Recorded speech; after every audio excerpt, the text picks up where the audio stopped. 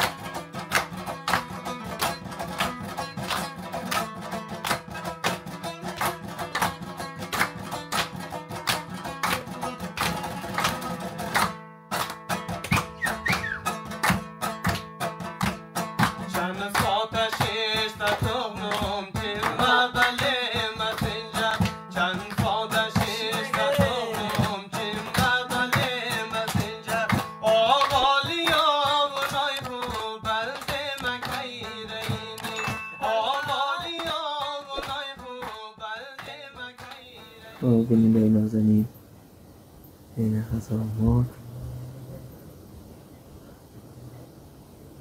مسکو همچنان زرسه ترمایی جبسی نازنین. سلام مجدد تقدیم شم. دیگه این رسیده دیگه دوستان دولا رفقام هسته. جاوید جان، جاوید سپاهی خدایداد و همچنان هیزنیم و مصطفی از اولیاتو و همچنان همایی نوری هزلکه و از سانی جان هم خونده خانه بولیم. دیگه دستی آبی سانی جان درد نکنه که بلانی پختک ده باش که نوش جان کنیم. دیگه شروع کنیم دیگه عزیزای دل.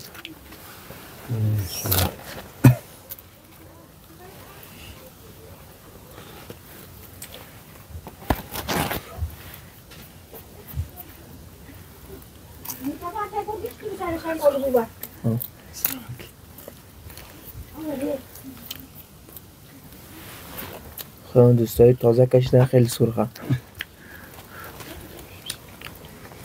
های روزایی یعنی بولانی بسیار خوش دیدم زنی. آره.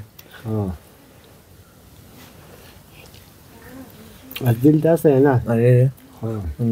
شما چی رقم بولانی خوش دید نیاشک؟ بولانی هم خوبه خیلی. نو که در ایران بودیم که مثلا یک دفعه فامیلا هم اینجا مثلا میگفت باری بولانی خوردو بسیار خوشحال میشد دادن. والله بولانی خوردو موری نه؟ آره.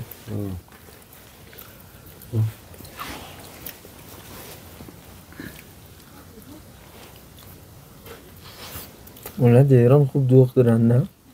در اینجا هم خوبه بله دوخ دارن. آره. حالا که ماست که امروز سعی مشکل نداره. سرخه سرخه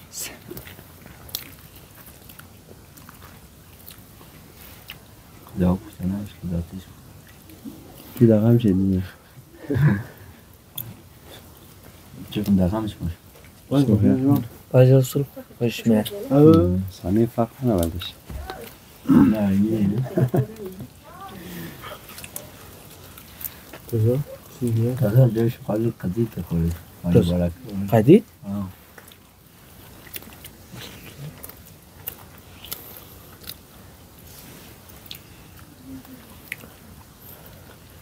حالی یخش دادی که پس قدید زیاد میشه. آره. اما اینو زیاد کالال که داده نظر یه نمفون باش مثل خانه خبره نه شنو در نظر همه این دازم ده کدام کس کنین نه مشاو شتا پیش نه فینی اول ولا چپان خانه تلوش فینی بسم الله دیگه اون رو واسه بیت نمیاد آره دیگه حساس میشه